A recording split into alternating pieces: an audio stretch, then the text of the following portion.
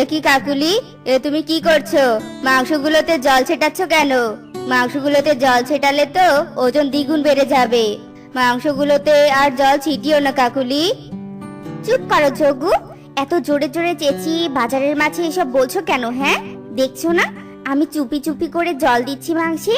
আর বোকা যজ্ঞ, তুমি কসাই হয়েছো কিসের জন্য বলো তো?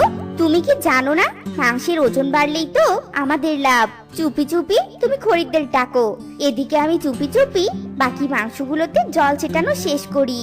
না না কাকুলি, এ কাজ তুমি করো না। এভাবে খরিদ্দের ঠকিয়ে আমি ব্যবসা করতে পারবো না। বনের সব পাখিরা আমাকে বিশ্বাস করে, তাই আমার কাছে তারা বেশি বেশি করে মাংস কেনে। সেই বিশ্বাস আমি কিছুতেই নষ্ট করব না। সরো সরো, বন্ধ করে বলছি মাংসের মধ্যে জল ছেটানো। একদম আমাকে নিষেধ করতে আসবে না যজ্ঞ। এত সৎ থেকে কি হবে শুনি? কান খুলে শুনে রাখো যজ্ঞ, এত গরিবী হালে আমি আর থাকতে চাই না। আর তাড়াতাড়ি বড় লোক হতে হলে একটু অসৎ হতেই হয়। যজ্ঞ, তুমি কি চাও না আমরা দুটো টাকা বেশি উপার্জন করি? বেশি কথা না বলে চুপচাপ দোকান সামলাও, আমার কাজ আমাকে করতে দাও। কাকুলির এমন কথা শুনে যজ্ঞ কাকার কিছুই বলে না। এরপর কাকুলি সবগুলো মাংসের মধ্যে জল ছিটিয়ে ওজন বৃদ্ধি করে দেয়। মাংস নিয়ে যাও, মাংস, ফ্রেশ মাংস আছে গো, নিয়ে যাও নিয়ে যাও। ওরে বাবারে, আজ সারাদিন বাজার করতে করতে বাজারের ব্যাগের ভারে যে আমি আর চলতেই পারছি না। ও যজ্ঞ দাদা, আজ তোমার দোকানে ফ্রেশ মাংস আছে তো? বউ আমাকে আজ 2 কেজি মাংস নিয়ে যেতে বলেছে বাড়িতে। না মানে আসলে কবুতর, আজ আমার দোকানের মাংসের মধ্যে জল। চুপ করো যজ্ঞ, কি জল জল করছো? শোনো কবুতর দাদা, তুমি তো জানোই আমাদের দোকানের সব মাংস প্রতিদিন ফ্রেশই থাকে, কোনো ভেজাল নেই। দাও দাও, তোমার বাজারের ব্যাগটা এগিয়ে দাও তো, 2 কেজি মাংস আমি দিয়ে দিচ্ছি। কাকুলি যজ্ঞ কাককে আর কথা বলার কোনো সুযোগ না দিয়েই কবুতরের ব্যাগে মাংস ঢুকিয়ে দেয়।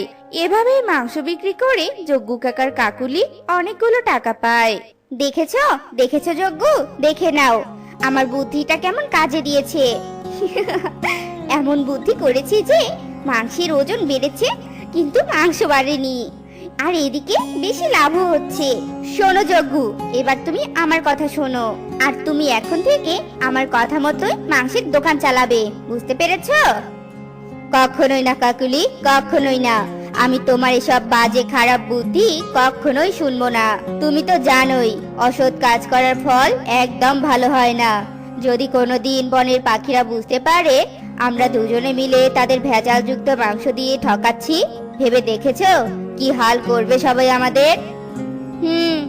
আমি হলাম কসাইয়ের বউ, আমাকে ধরা অত সোজা নয়। আমার 14 গোষ্ঠী কসাই, আর এই মাংস বিক্রি করে কিভাবে বাড়ি ঘর টাকা পয়সা করতে হয় তা আমার থেকে ভালো কেউ জানে না, আর সেটা আমি খুব ভালো করে জানি। বেচা কেনা সব শেষ, চলো তো চলো, এবার বাড়ি চলো। কিভাবে আবার মাংসের মধ্যে ভেজাল দিব সেটা নতুন বুদ্ধি বের করতে হবে আমাকে। কাকুলি এ কথা বলার পর যজ্ঞ কাক দোকানের সবকিছু গুছিয়ে নিয়ে বাড়িতে চলে যায়।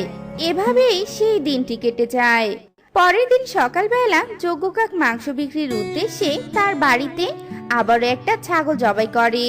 ঠিক সে সময় সেখানে কাকুলি কাক পচা মাংসের গামলা নিয়ে যজ্ঞ কাকের কাছে আসে। ছি ছি, কি দুর্গন্ধ কাকুলি, কি নিয়ে এসেছো এই গামলায় করে? বাবা, এই গন্ধের কারণে এবার বুঝি আমি বমি করব।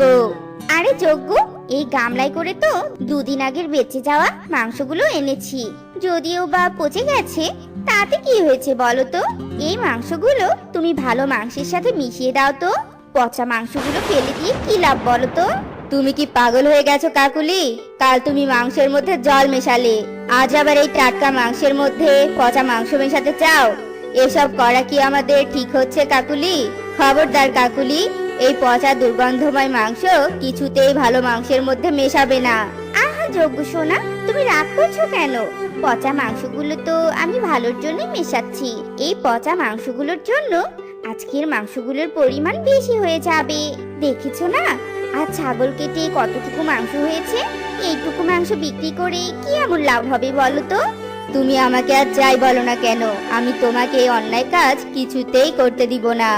আমি বুঝতে পেরেছি তোমার মনে অনেক লোভ জন্মে গেছে। আমি এতদিন সৎভাবে উপার্জন করেছি, মৃত্যুর আগ পর্যন্ত সৎ থাকবো। তোমার এমন কুবুদ্ধি আমি কিছুতেই শুনবো না। এ কথা বলে যজ্ঞ কাক মাংসের ঝুড়ি নিয়ে বাজারে যাওয়ার জন্য প্রস্তুত হয়। আর কাকুলিও সে সময় তার গামলার পচা মাংসগুলো ভালো মাংসের সাথে ঢুকিয়ে দেয়। আরে আরে কাকুলি, এটা তুমি কি করলে? আমি এতবার করে তোমাকে বারণ করলাম, তুমি তাও শুনলে না। এই পচা মাংসগুলো তুমি কেন ভালো মাংসের মধ্যে দিলে? তুমি বললেই হলো, এই পচা মাংসগুলো ফেলে দিলে আমাদের কত টাকা ক্ষতি হতো জানো তুমি? চলো তো চলো, বেশি কথা না বলে দোকানে চলো। এদিকে যে বেলা গড়িয়ে যাচ্ছে, সেদিকে কি তোমার খেয়াল আছে? তুমি তো পড়ে আছো ওই পচা মাংস নিয়ে। চলো চলো, মাংসগুলো নিয়ে আমরা দোকানে যাই। হুম,